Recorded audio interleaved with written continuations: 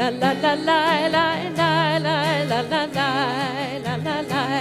Baruch atah Adonai Eloheinu melech haolam hamavdil ben kodesh lechol hamavdil ben kodesh lechol.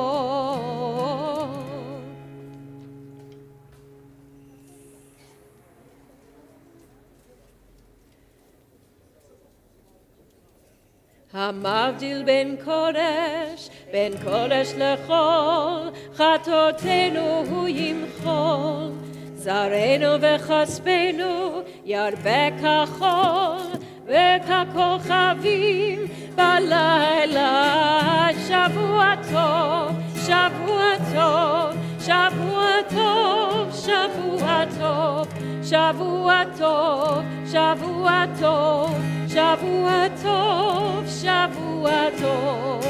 אליהו הנביא, אליהו התשבי, אליהו, אליהו, אליהו הגלעדי, במהרה בימינו יבוא אלינו, עם משיח בן דוד, עם משיח בן דוד. אליהו הנביא, אליהו התשבי, אליהו, אליהו, אליהו הגלעדי. Shavua Tov. In just a moment, we're going to go into Miller Hall in the chapel and continue. Rabbi Calvin's going to explain what we're doing next. I just want to make quick mention of the fact that we will be asking everybody to wear masks inside. The Department of Public Health has released very specific guidelines as recently as this month for religious gatherings. So you'll see us with masks on and off, and just wanted to bring your awareness to the fact that we are following those guidelines, and we thank everybody for your help in doing that. And for those who are here with us at TIOH, we'll invite you now to join us inside. Find a seat that feels right for you for this evening. Come on in, take a seat. And once everyone is situated, we'll begin our evening.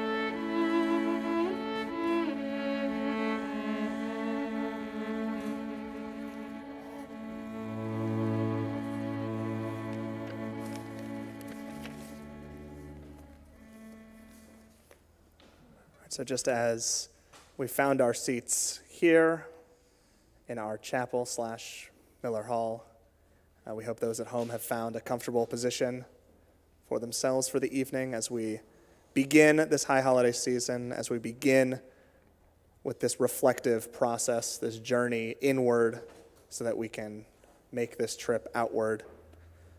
So we're going to be talking a lot about reopening tonight. But what does it mean to reopen? You know, the word itself suggests that whatever it is that we're talking about is currently closed, but that it was once open.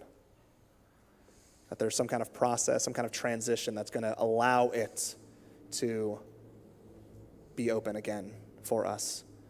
And our very own TIOH community has been engaged in this process by forming a reopening task force, a collective of staff, lay leaders, medical professionals, charged with deliberating every week to discuss how to safely welcome back our community into the building, which has, until just recently, been closed to all except for our students in our schools.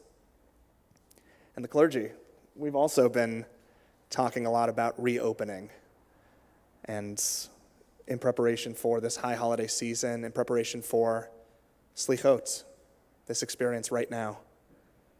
And we spoke about what it's going to take for all of us to relearn how to open up our hearts and souls again to strangers, to our community. What's it going to take to reopen our homes to friends and family? You know, how do we prepare ourselves to re-enter what we once thought of as normal? How can we hope to find potential and possibility in the pain and the struggles of this past year? The high holiday season offers a three-step approach to seeking forgiveness from the pains that we may have caused in the year prior.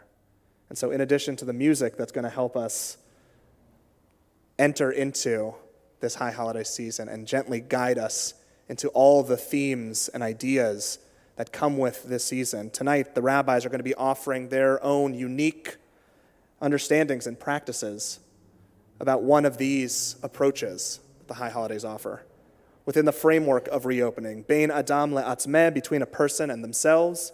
Bein adam lechavareh, between a person and others. Bein adam lemakom, between a person and God. And so we'll start by taking advantage of this moment to learn, or perhaps to relearn, how to be with ourselves. Bein adam le'atzmeh. Baruch ateh b'voecha, uvaruch ateh b'tzeitecha. Blessed are you in your arrival, and blessed are you in your departure. Come as you are, and go as you are. And so together, we're going to move through a brief mindfulness practice, which will begin with a willingness to be with ourselves just as we are, working with ourselves, not on ourselves. So we're entering the high holidays, which asks a lot of us, physically, emotionally, spiritually. And that's coming on the heels of what's already been a physically, emotionally, and spiritually taxing year. And so this exercise that we're about to all engage in is merely an invitation for you to practice some present moments awareness of breath, of thoughts, of feelings, sensations, your surroundings. Just noticing what's happening within us and around us with no judgment, just kindness and curiosity. And so I'll invite you to find a position that is comfortable for you. You can put your feet on the floor. You can relax your arms. You can set down whatever it is you're holding if that feels right for you. If you're comfortable, I invite you now to close your eyes.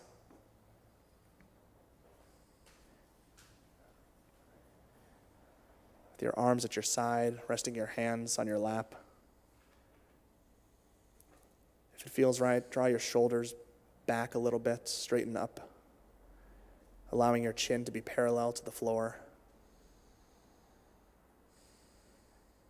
And notice what it feels like to just stop,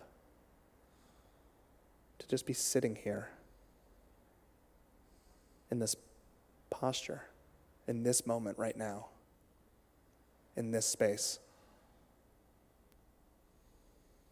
perhaps take a moment to welcome yourself into this practice, acknowledging your willingness to be here for yourself in this way. Notice that you're breathing. There's no need to change or manipulate your breath in any way. Just allow the breath to be just as it is right here, right now. Notice the breath going in. Notice the breath going out. Baruch ateh bevoecha, uvaruch ateh b'tzeitecha. Notice where you feel the sensations of your breath. Perhaps you're aware of the air moving in and out of your nostrils, or maybe your mouth. Maybe you feel breath expanding in your chest and your ribs. For those wearing a mask, how is it allowing you to experience your breath right now?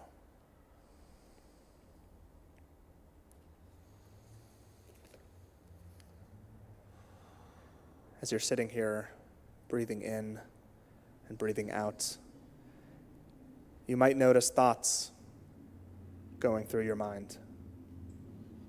And there's no need to block any of these out. Instead, you can see these as possibilities, allowing the thoughts to just pass through, one by one. Release any label that you want to assign to these thoughts, positive or negative, good or bad. Just find a neutral way to be with your thoughts. And see if it's possible to be aware of your thoughts without grasping or clinging to any one in particular, without rejecting or denying any one thought. Baruch ateh bevoecha, uvaruch ateh b'tzeitecha. And shift your attention now to any feelings that might be present for you in this moment while you're breathing in and breathing out.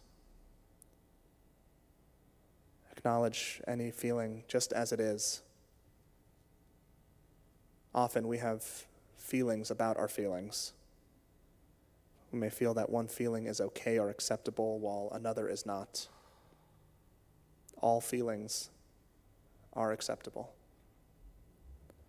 Baruch ateh bevoecha, ubaruch ateh b'tzeitecha. Now bring your awareness into your body and the sensations that you might be experiencing. Warmth, coolness, tingling, tightness, relaxation, hunger, fullness. Just notice what's happening within your body in this moment right now. And notice with savlanut v'chesed, with patience and kindness. Explore these sensations, both strong and subtle, with curiosity.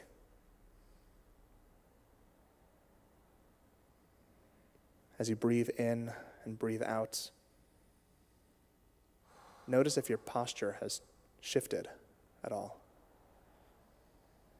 And if you'd like to, make any adjustments, allowing yourself just to tune into your body as you need. And once again, bring your attention back to your breath.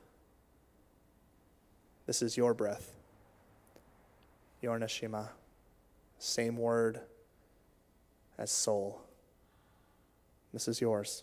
It's unique. And as we come to the end of our practice, take about 3 more full cycles of breathing at your own pace and try to be as present with each of these cycles as possible. Lo vashamayim v'lo me'ever layam ki karov elecha. It's not in the heavens and it's not beyond the sea. It's very close to you. remember that this place of awareness is always available to you because it is within you. And as you're ready, when you are, you can allow your eyes to reopen gently if they were closed. Just get reacquainted with your surroundings and prepare to re-engage with our evening, the experience of Slichot. And perhaps if you're wanting to, set an intention to bring this awareness into the rest of this high holiday season. Baruch ateh b'voecha, uvaruch ateh b'tzeitecha. Blessed are you upon your arrival, and blessed are you in your departure. Come as you are. Go as you are.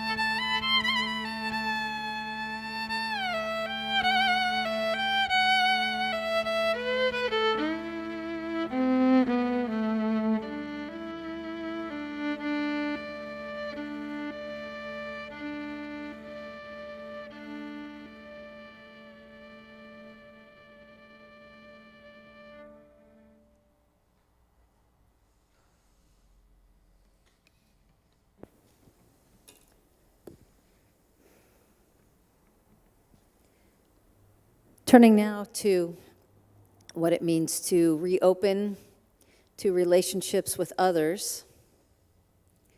Maybe just take a beat on that question. What does it mean to reopen to relationships with others? I want to start with the teaching by Moshe Halbertal, our rabbi and teacher, who said, every request for forgiveness is preceded by some forgiveness that makes that request possible.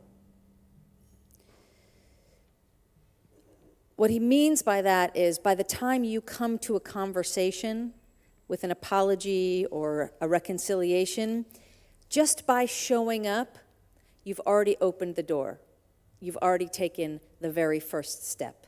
You're already a little ways there. It can go badly still, but that's the first step. I want to keep that in mind as we share two stories. I think we're going to have time for two very short stories in the Talmud. We're going to look at them in just a minute. They come after a long page of laws about forgiveness. And sorry, I'm just thinking it's probably easier for you guys if I don't walk around, so I'll try to stay still. So a lot of the laws around forgiveness and apology that you're familiar with, they're in our machzors. We study them. You know, Yom Kippur doesn't atone. You have to go and ask the person for forgiveness first, and you ask them 3 times. And if the person's not living, the tradition is you actually take 10 people as witness to the person's grave and sort of publicly ask forgiveness. So there are all these laws about how we're supposed to do it. And then come these 2 very interesting stories. It's actually 3. Very interesting stories that illuminate the text, the laws. Sometimes they challenge the laws. Sometimes they elaborate. So let's take a look. Let's see what happens here. So on your clipboard, you should have a blank piece of paper, and then next you should have a piece of paper that says forgiveness. Who makes the first move? So it's an interesting little story. The Gemara relates that Rabbi Yirmiyah, and the reason some of the text is bolded is because that's the actual Talmud text, and the non-bolded text is what, in this case, Sefaria, the translator, add to help us. It's very hard to read the Talmud straight, so this is the Cliff Notes, sort of. Okay. The Gemara relates that Rabbi Yirmiyah insulted Rabbi Abba, causing the latter to have a complaint against him. Rabbi Yirmiyah went and sat at the threshold of Rabbi Abba's house to beg him for forgiveness. When Rabbi Abba's maid poured out the dirty water from the house, the stream of water landed on Rabbi Yirmiyah's head. He said about himself, "They have made me into a trash heap. They're pouring dirty water on me." He recited this verse about himself: "Who lifts up the needy out of the trash heap?" Rabbi Abba heard what happened and went out to greet him. Rabbi Abba said to him, "Now I must go and appease you for this insult. As it is written, go humble yourself and urge your neighbor." We're not going to worry about the proof text right now. Don't worry about Proverbs and Psalms. Let's worry about the basic story, right? Rabbi Yirmiyah has insulted Rabbi Abba. He's sitting outside his gates. He's sitting outside the house. He gets this dirty water dumped on him. Rabbi Abba realizes what happens and goes out and says, "Now it's my turn to apologize to you." I think this is a beautiful illustration of Moshe Halbertal's point. How do we know? I can't help myself, guys. I'm sorry. I got to walk around. How do we know? Sorry. How do we know that some measure of forgiveness has already happened long before they lay eyes on one another? How do we know? Yeah, please.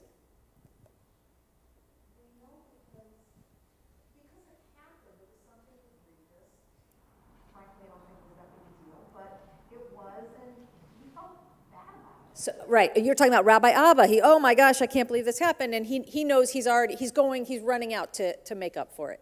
Yeah.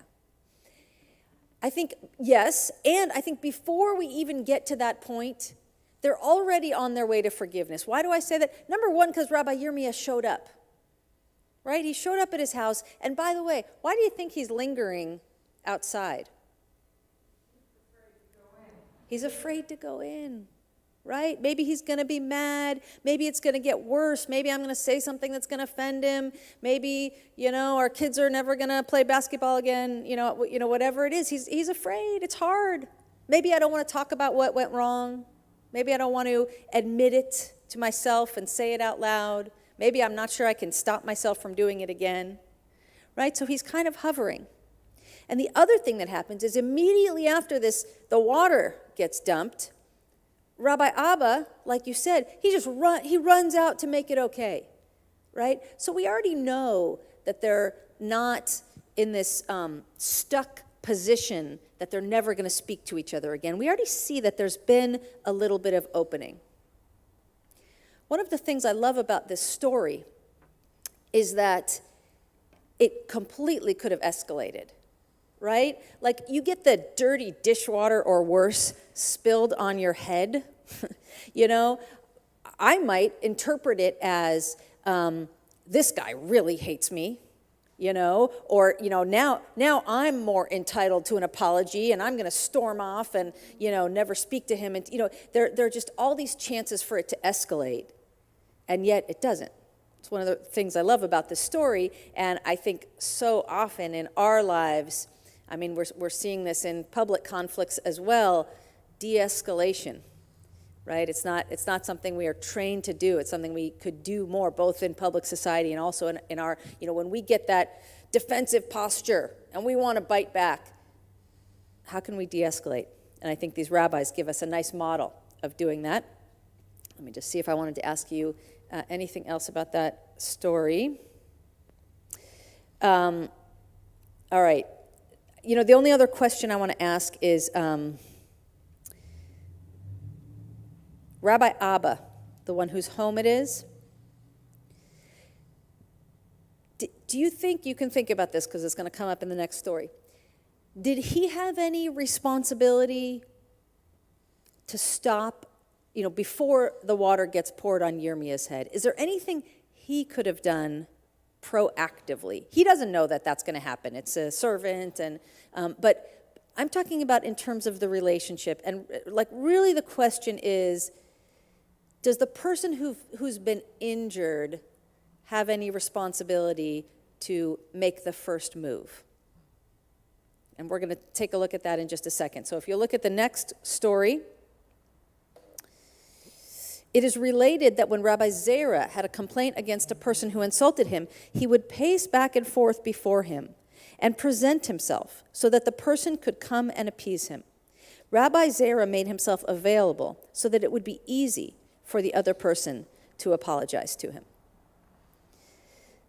Interesting, right? So Rabbi Zera says, yes, the one who's been insulted actually has an obligation to make it clear, I'm open to an apology now. I welcome any thoughts on that. Yes, please, Mitchell. We don't know if Rabbi Abba knew that the other rabbi was sitting outside of his house. He could have, it's not clear in this description, but he could have known that the other guy was out there, and he could have been proactive. He could have been proactive. He could have known he was out there, or he could have even said to his staff, Rabbi Abba and Rabbi Yirmiyah and I have a little business to attend to. Let me know if you see him. Keep an eye out for him. I think we might have a conversation that's important, right? So that's suggesting that maybe there is an obligation. Even we often think it's all on the one who has done the injuring, but maybe there is at least an invitation that can be made. Because it is so hard to take that, it's so hard to step in, it's so hard to knock on that door and say, I want to talk to you about what I did. Yeah, please. Yeah.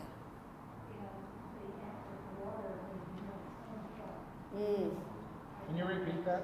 Yeah, I will. Maybe he wasn't ready to step in yet, and maybe the act of the water woke everybody up, right? We've got to fix this. We've got to deal with this relationship. Yeah. So I'll tell you, the third story, which we're not going to take the time to look at, you have it on your text, so if you want to take it home and look at it another time, you're welcome to. The truth of the matter is the third story shows how Rabbi Zera's teaching can go wrong. Another rabbi is practicing that. He shows up at the butcher's house, and the butcher has insulted him on the evening of Yom Kippur. And, one calamity happens to another. It all backfires. That story, I think, is maybe to caution us against Rabbi Zera's teaching, the teaching about open yourself up to forgiveness, because, it's like, I think it depends a little bit on tone, right? You could storm up to somebody and say, well, I'm ready for my apology now. And that might not be exactly in the spirit that Rabbi Zera is teaching. And it's interesting, by the way, this concept does not get codified into the law, right? It's a story that illuminates the law, but it does not become Jewish law. It does not become an obligation on the person who has been offended.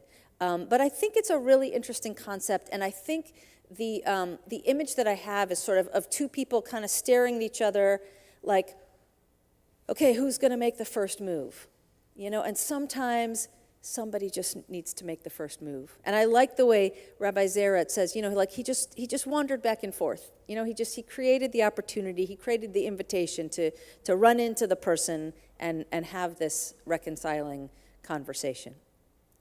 So I have a couple of questions for reflection. We're going to continue to hear a little bit of music, and I'll read them out loud. And if you want to spend a few moments just in quiet thinking about them, but you also do have paper and pen if you'd like to actually journal a little bit, write.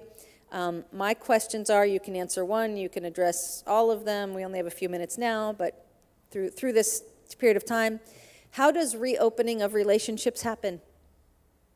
How does it happen? Is there a relationship in your life in which knowing that the other person is open to reconciliation would change your approach? Is there a relationship in your life in which an invitation from you might help the other person take the next step? And finally, what advice would you give to somebody who's sitting at the threshold, not quite ready to go in the door, thinking about reconciling, but not quite there yet? We'll take a few moments.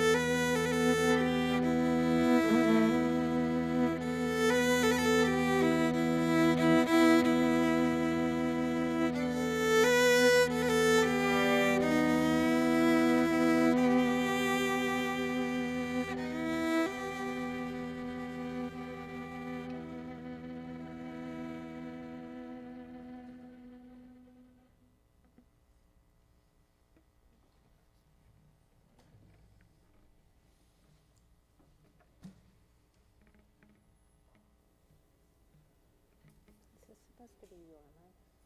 I don't know why. Doesn't matter.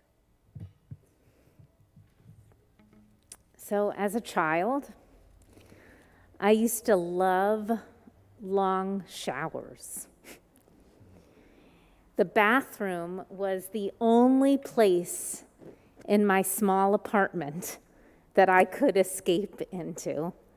And it was so small that when I took a shower, the steam, the vapor, filled the whole wall and was on all of the tiles, and the mirror fogged up, and the heat and the water just melted my body. And I'm reminded of that image of just being surrounded by steam when I recently learned this term, mochin de gadlut. Literally, it means a big mind or an expanded consciousness. Modin de gadlut are the moments when our hearts are open to awe, to wonder, to the infinite possibility. It's when we're filled with this awareness that there's a force beyond us connecting everything in the universe, noticing that there's a miracle in every moment unfolding. It's a bit much. We can't live in that heightened state of awareness all the time. And Jewish tradition recognizes that, but encourages us to reach out to that as much as possible. And the way it does it is by teaching us to offer blessings. A blessing is like a hand on that faucet. a bracha, a blessing, turns on the tap, so to speak. The simple action of a bracha, a blessing, has this like cosmic effect. It causes a shefa, an abundant overflowing of that power, that force in the universe that we somehow know exists but are not always attuned to. It's like that steam in the bathroom. It's the blessings that come around us all the time, overflowing, surrounding us, but we don't always feel it or see it. Now, I have to say that I hold that awe and wonder, and at the same time, the very same time, I also hold a very difficult reality of this past year. And I have to say, driving here on the way to coming to Slichot, I was listening to the radio. I'm really nerdy. I was listening to a Parsha teaching, okay? And I was just filled with Torah. And then all of a sudden, right on La Brea, I noticed a whole bunch of tents of people living on the street. And then there was someone who was literally walking naked on the street. I had never seen that before. And I turned off Torah, and I thought to myself, that is my problem. I felt so horribly for this person, but I also felt responsible for this person. And then I drove more, and I'm thinking about my oldest daughter who lives in New Orleans, who last night had to evacuate because of the hurricane. And she had to drive 8 hours north to safety.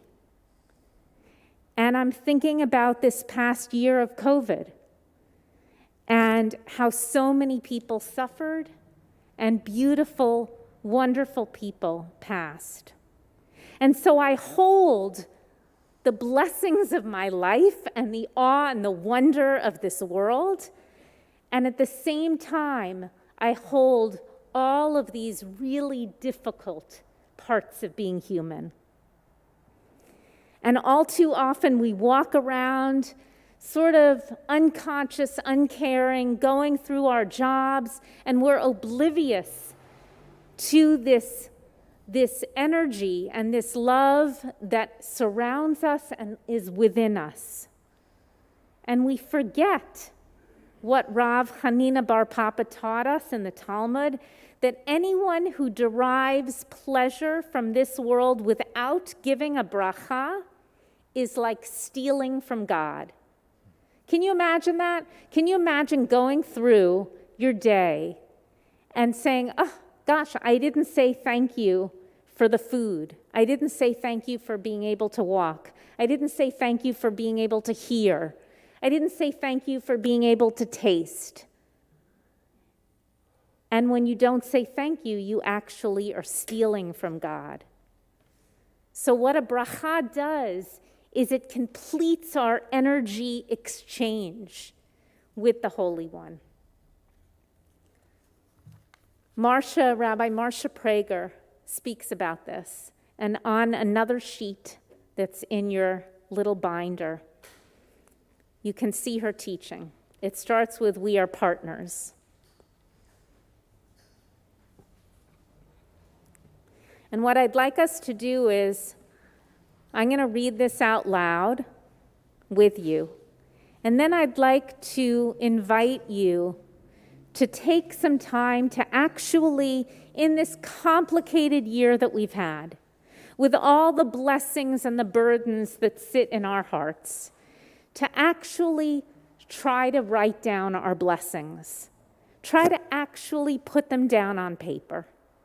And then afterwards, I'm going to invite you to turn to someone you might know or you might not know, introduce yourself, and share some of the blessings in your life that you feel comfortable sharing.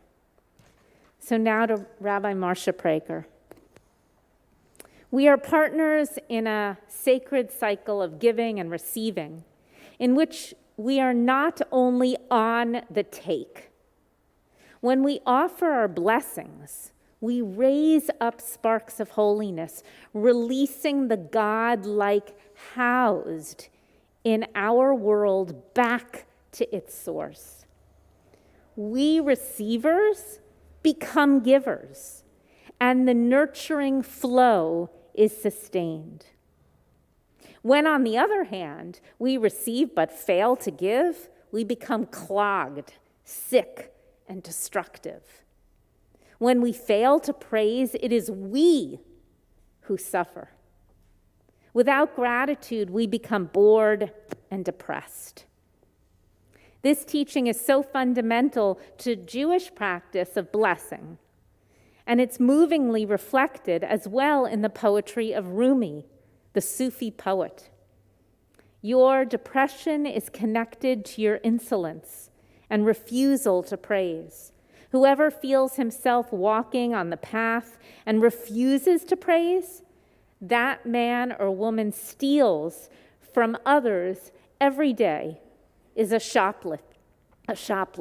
The exact quote from the Talmud, this is what Rumi also says. When we offer blessing to the source of blessing, we offer our gratitude not only for a particular gift, but for the opportunity to experience our connection with the whole of life. Sending blessing back to the source of blessing is far more than just a thank you card of gratitude or praise.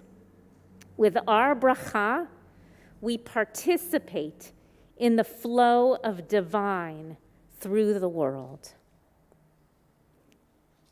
How do you connect to God on the high holidays? How do you reopen God for yourself? Let's start with just gratitude. So take a moment and just free write everything that you're grateful for. Everything that you're grateful for. And we'll do it just in a minute. And then after that minute, I'll stop the music, and then we'll start sharing with each other.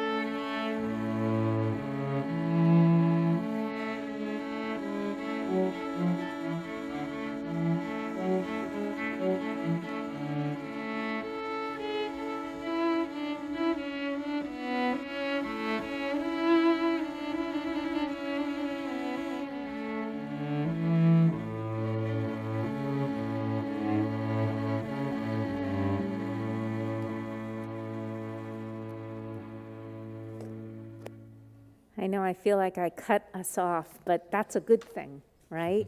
To get this flowing. And so now feel free to turn to someone next to you or across the circle from you, introduce yourself to them, and spend a few minutes sharing what you're grateful for in your life now.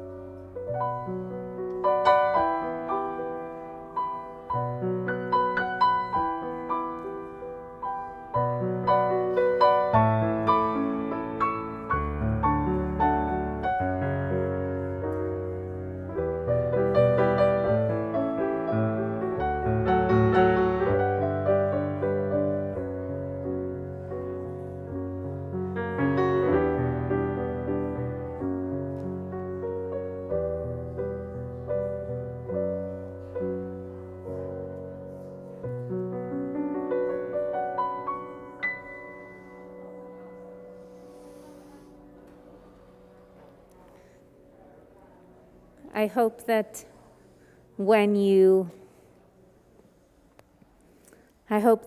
each of us walks into services on Erev Rosh Hashanah and Yom Kippur, that when we try to reopen our hearts to ourselves, to each other, and to God, that we take some of the insights and wisdom that we gained this evening and we bring it into the holidays with us.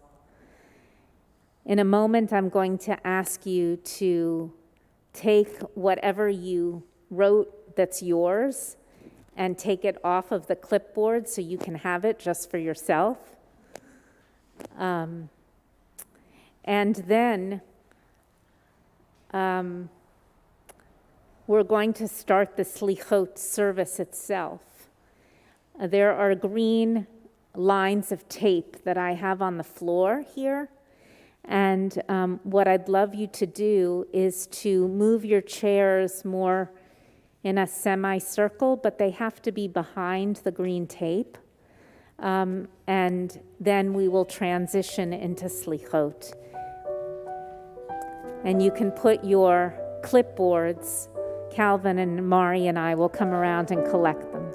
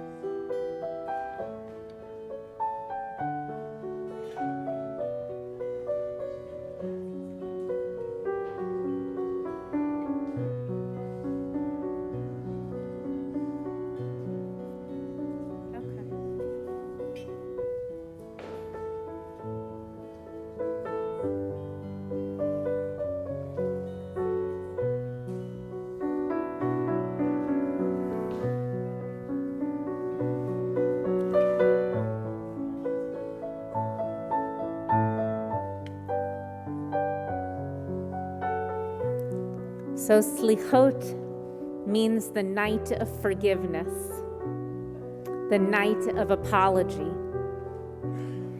It's one thing to change our mind, to make room for new arguments, to process failure, but acknowledging that we've actually done something wrong, owning it, and recognizing that we've done some harm, that's really difficult. There's an argument in the Talmud of what does it mean to forgive? And rabbis come up with all different answers. But in the end, what is agreed upon is 3 simple words. Aval anachnu chatanu. However, we have sinned. That's it. And you might think, oh, that's easy. Just say, Aval anachnu chatanu. But then it's actually sitting with the silence after we say, I've messed up. I've gone astray. I've hurt people. I've hurt myself. I've hurt God. I've hurt the universe. And just sit with that silence. That's what tonight is about.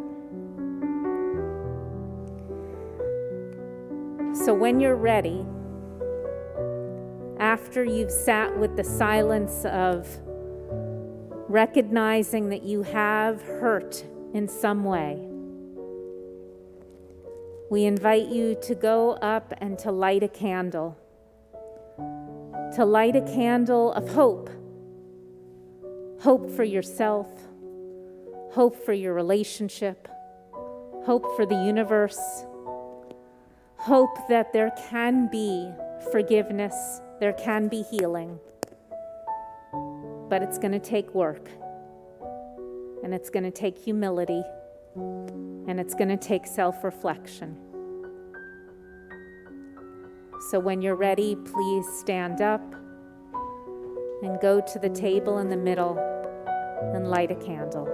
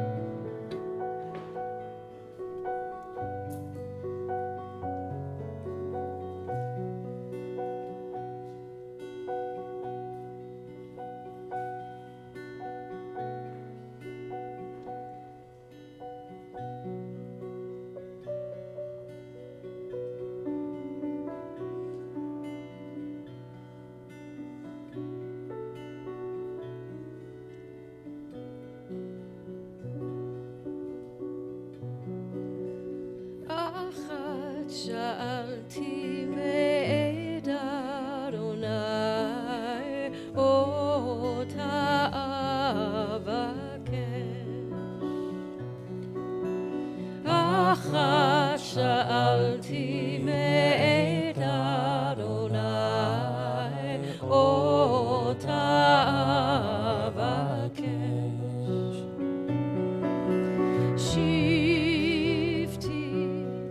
בבית אדוני כל ימי חיי,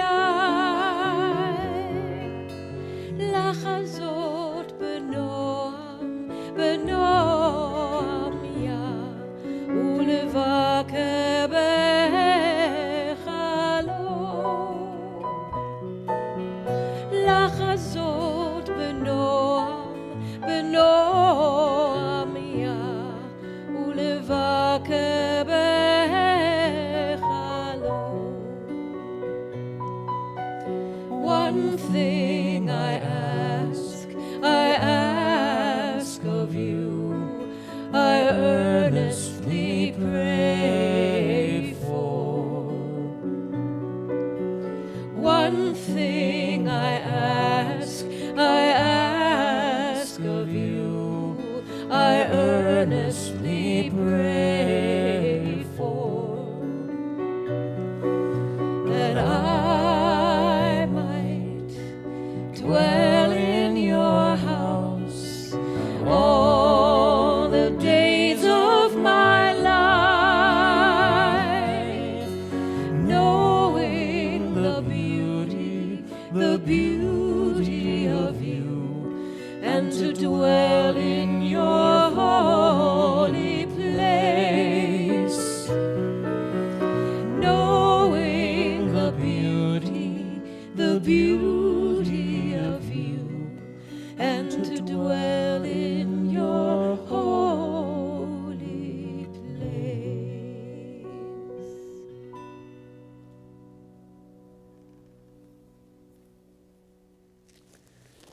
Just as we wear white tonight and during all of our holidays of Rosh Hashanah and Yom Kippur, so do our Torahs wear white. And now is the moment where we change the Torah mantles from deep red to white. White is also the color that we will wear when we're buried. It is the color of light. It is the color of purity. It is the color of potential. It is also the color of death, all combined in white. And so in a moment, I'm just going to ask you to volunteer yourself in groups of 3. We have 7 Torah scrolls that need to be changed. One person will hold the Torah. That will be the person with the most strength. Another person will change the silver, and the last person will actually change the covering. Rabbi Calvin Dox DaCosta will be at the Ark, and he'll tell you what tables to go to. And at the tables, you'll find the covers for the Torahs. So as we open the Ark, those of you who are able to, please rise. And if you're not, that's fine. And then if you'd like to come forward to help, please come forward.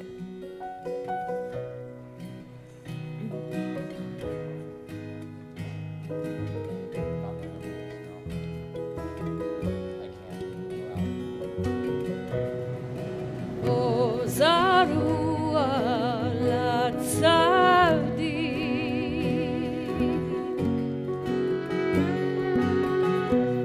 Ulishrei lev simcha,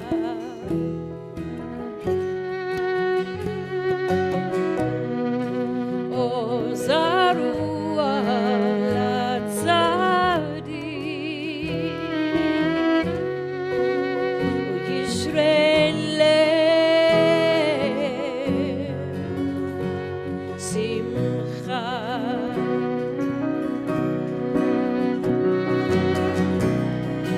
O Zarua Latzadik,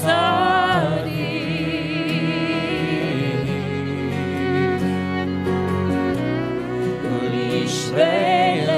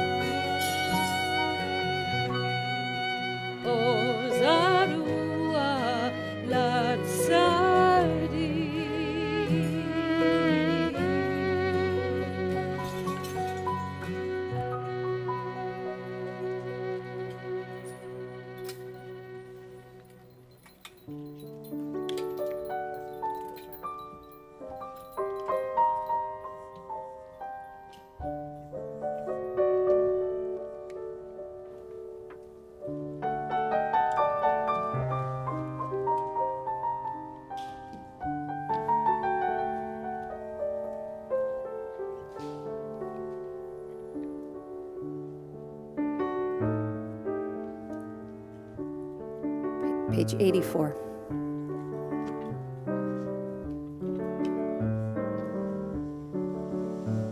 Avinu Malkeinu, Chaneinu V'aneinu. Avinu Malkeinu, Chaneinu V'aneinu, Ki en banu masim. Aseh imanu, tzedakah v'chesed. Aseh imanu, tzedakah v'chesed, ve'hoshienu. Aseh imanu, tzedakah v'chesed. Aseh imanu, tzedakah v'chesed, ve'hoshienu. Avinu Malkeinu, Chaneinu V'aneinu. Avinu Malkeinu, Chaneinu V'aneinu, Ki en banu masim.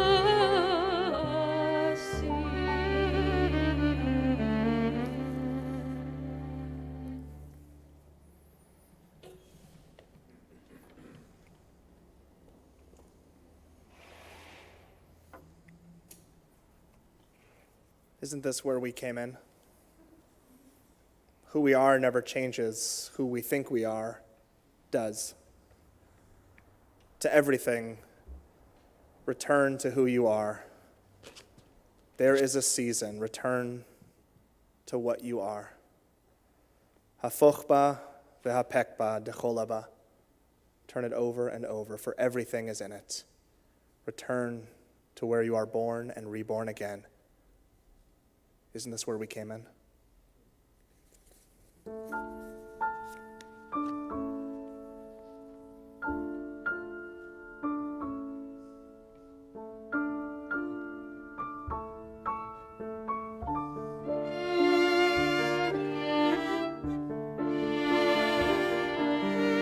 Return again, return again, return to the land of your soul.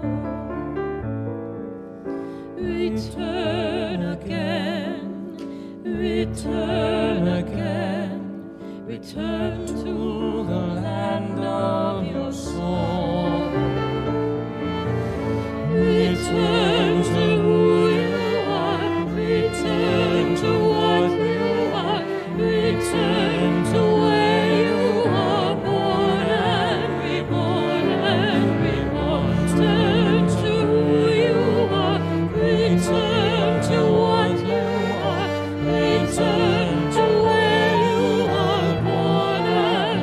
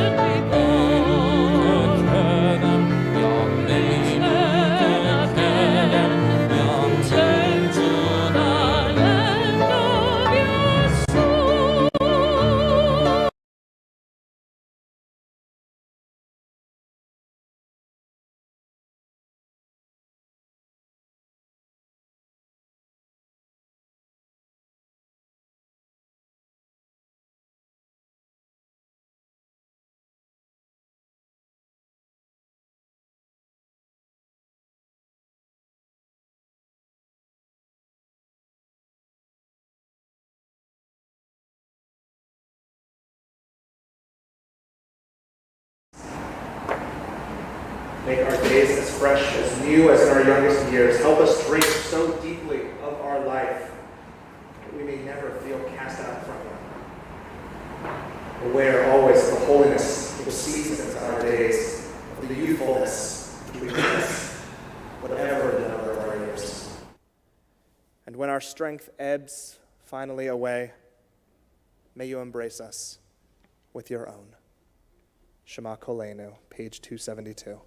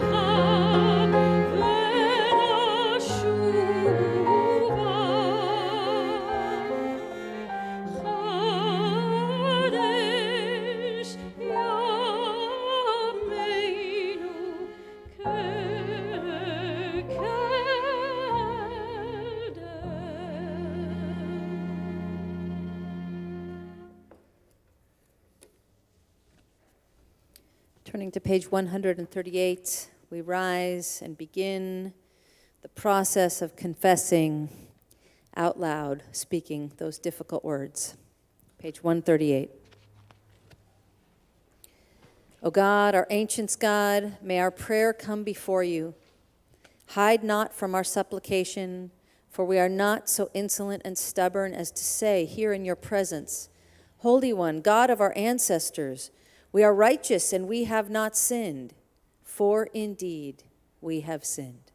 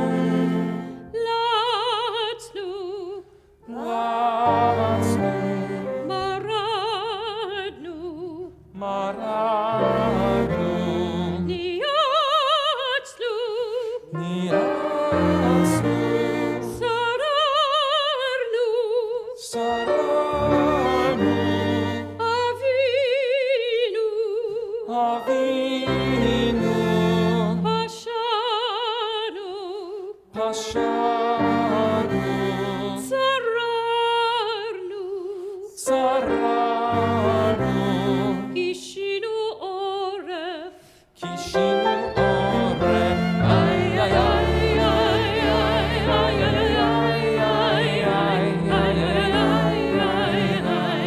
Rashanu, רשענו, Shichatnu, שכחנו, Tiavnu, תיארנו, Tainu, טעינו, Titanu. תיתנו.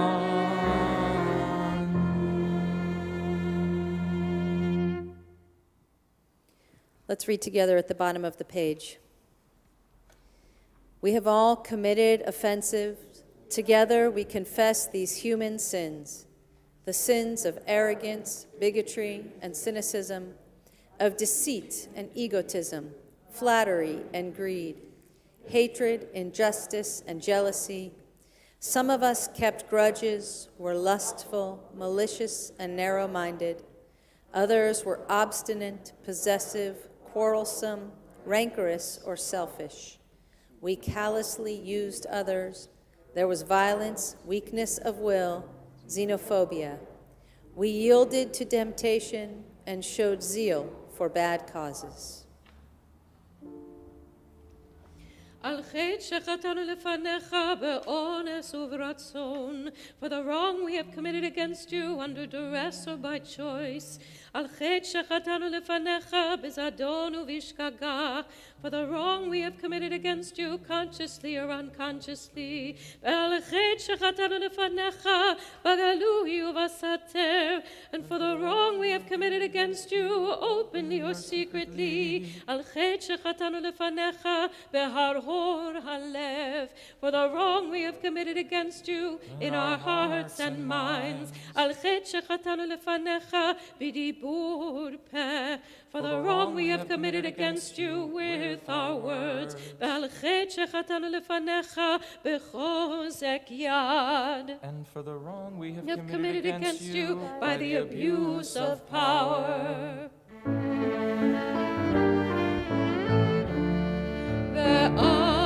ועל כולם אלו סליחות, סלח לנו, מחל לנו, כפר לנו. ועל כולם אלו סליחות, סלח לנו, מחל לנו. סלח לנו, מחל לנו, כפר לנו. על חטא שחטאנו לפניך באימוץ הלב, for the wrong we have committed against you by hardening our hearts. על חטא שחטאנו לפניך בחילול השם, for the wrong we have committed against you by profaning your name. ועל חטא שחטאנו לפניך בזלזול הורים ומורים, for the wrong we have committed against you by disrespect for parents and teachers. על חטא שחטאנו לפניך בלשון הרע, for the wrong we have committed against you by malicious gossip. על חטא שחטאנו לפניך במשא ובמתן, for the wrong we have committed against you by dishonesty in our work. ועל חטא שחטאנו לפניך בהונאת רע, for the wrong we have committed against you by hurting others in any way.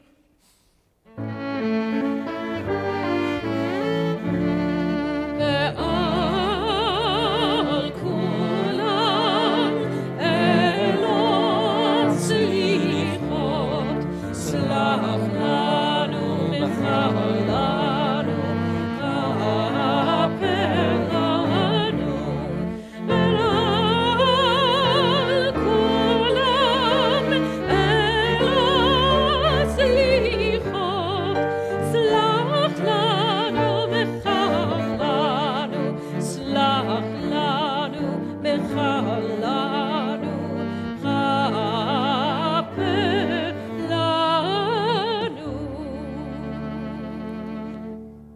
be seated as we take some time to pray for healing.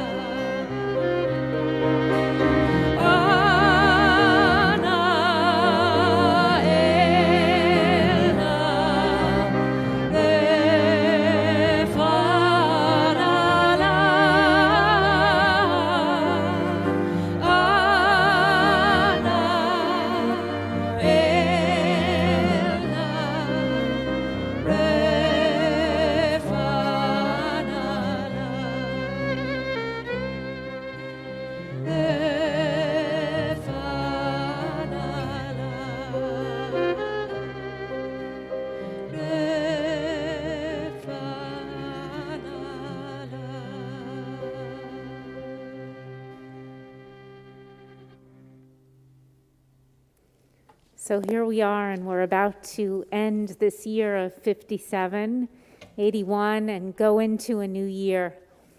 And I know I am guilty of this, of sort of saying goodbye quickly and running to the next thing quickly, and not always pausing and taking a moment to mark.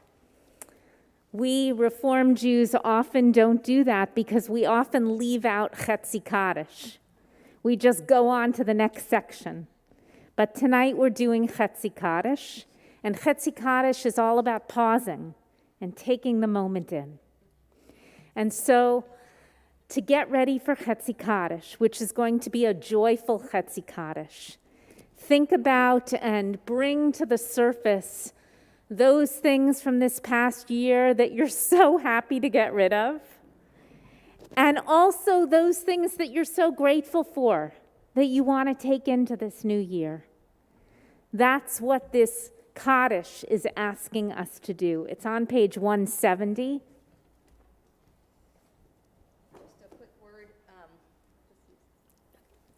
Just a quick word. It's this Hasidic Kaddish says Ne'ilah to me. And Ne'ilah is the very end of the day on Yom Kippur. And as Yom Kippur begins, I'm already hungry, pretty much when we start. And I'm looking at my watch during the day and wondering how much longer I'm in it, but you know. But there's a certain point in the day when we turn and we start sprinkling a little joy, because it's really hard work. But we know that we're trying to get to this place where we're reconciled and we're clean to walk into a beautiful, bright, new year. So even as tonight we have reminded ourselves of the very, very difficult work that we need to do, I also want to remind us of where we're going, which is that just, for one moment, imagine the feeling of you've done all the work, you've cleaned up your unfinished business, you've said what you need to say. Imagine just for 1 minute you can say that. And trust me, for me it only lasts about a second. I've said everything I need to say. I've cleaned up my relationships. That feeling of walking out into the parking lot, we did it. We had a beautiful, successful Yom Kippur, and we're really fully in the new year. This is the tune that says that to me. גדל ויקדש שמי רבה ועלמא דברה חירותי וימליך מלכותי וחייכון וביומךו ובחיי כל בית ישראל בעגלה ובזמן קריב ואימרו אמן Amen. יהי שמי רבה מברך לעולם עולמי עלמיה יתברך יתברך וישתבח ויתפאר ויתרומם ויתנשא ויתהדר ויתעלה ויתהלל שמי דקודשה לעילה ולעילה מן כל ברכתה ושירתה תושבחתה ונחמתה דאמירם ועלמה תושבחתה ונחמתה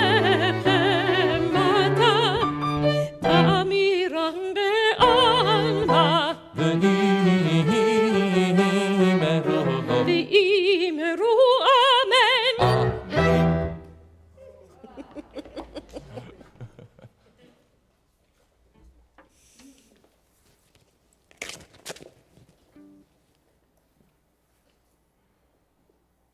As we sit there with that joy for just a little bit longer, think back to what Rabbi Michelle was offering earlier, how we hold that joy at the same time as we hold so much pain and challenge, sadness, memory. Whether it's joy, whether it's pain, our sages taught us, Gam ze ya'avor, that this too shall pass. It's that act of noticing, that marker in time. It says, I acknowledge that this moment is, and that I got a chance to share similar moments with loved ones in years past. And so we invite you now, if there is someone you're remembering, thinking of, to honor their name, honor their memory. If you're able, we'll invite you to rise and say their name either out loud or just hold them close to you in your hearts at this time.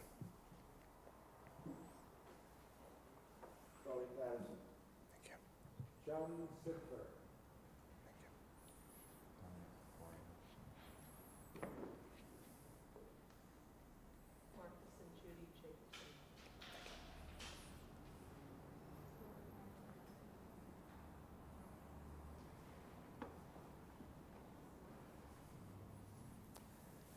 And as a community, we elevate, we rise together, if we are able, and we offer Kadisha Tome, the Mourner's Kaddish. Yes, thank you. We say it to share in this moment with those who are remembering, as well as to offer these words for those who have no one to say it for them. We're on page 151, and we join in together. Yit Gadal, Yit Gadash, Shemei Rabbah. Ve'alma divrach kirate ve'amlich malchute. B'chayechon uvyomechon. Uvchaye dechol beit Yisrael. Ba'agala uvizman kariv v'imru amen. Yehe shmei rabbah mevarach le'alam ulmei almaya. Yitbarach v'yishtabach v'yitpa'ar v'yitramam v'yitnaseh. V'yitadar v'yitaleh v'yitalal shmei dekudusha brichu. Le'ela u'le'ela michol birchata v'shirata. Tush b'chata v'nechemata. Da'amiram be'alma v'imru amen. Yehe shlama rabba min shemaya. V'chayim alenu ve'al kol Yisrael v'imru amen. Oseh shalom bimromav. Hu ya'aseh shalom. Alenu ve'al kol Yisrael v'imru amen.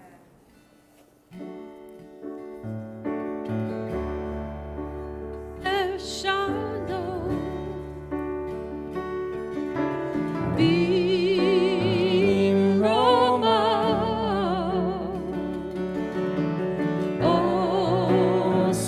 Shalom.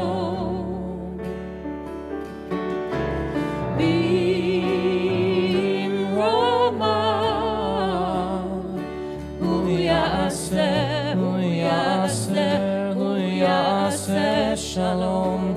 Hu ya'aseh, hu ya'aseh, hu ya'aseh shalom. Hu ya'aseh, hu ya'aseh, hu ya'aseh shalom. Aleinu.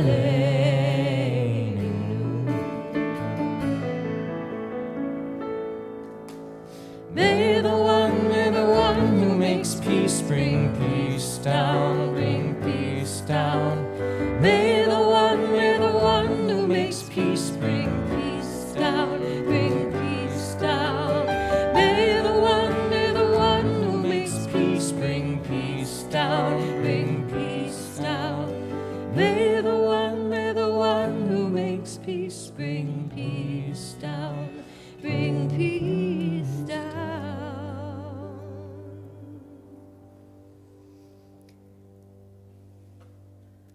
Eric Levander, would you come sound the shofar?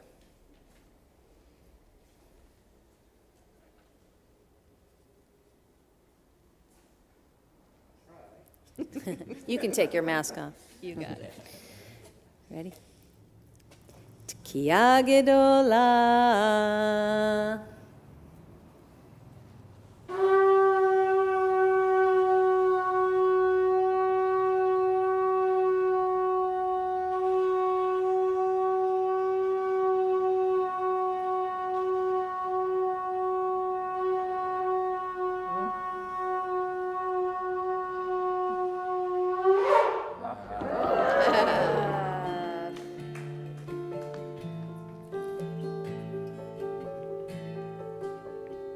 Oops.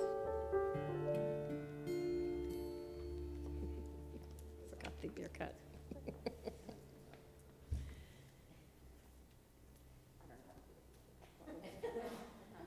Shall we? Yevarechecha Adonai ve'yishmerecha. Ya'er Adonai panav elecha v'yichuneka. Yisa Adonai panav elecha ve'asem lecha shalom.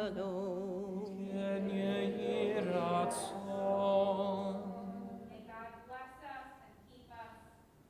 May God's light shine upon us and be gracious unto us.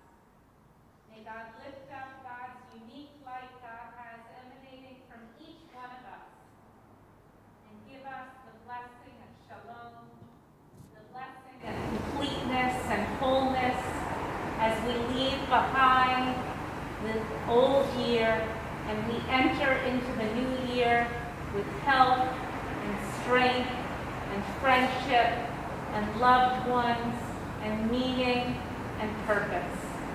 Amen.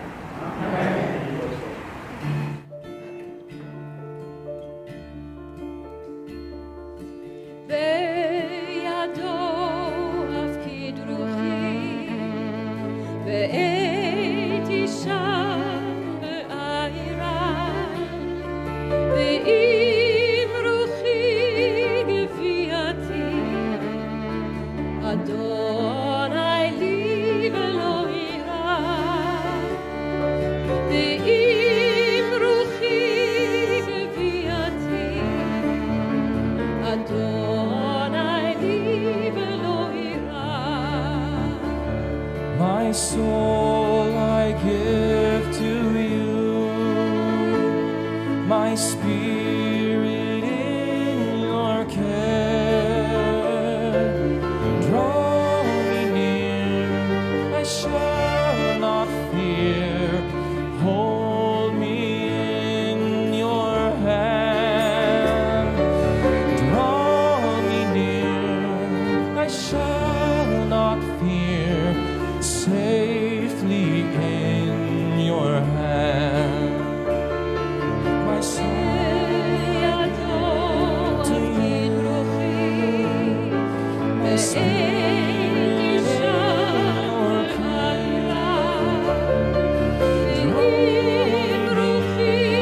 I shall not fear.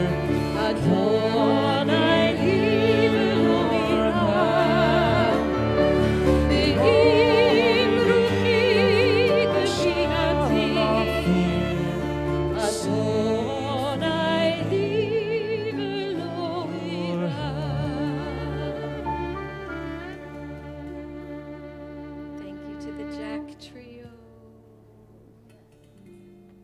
שנה טובה ומתוקה.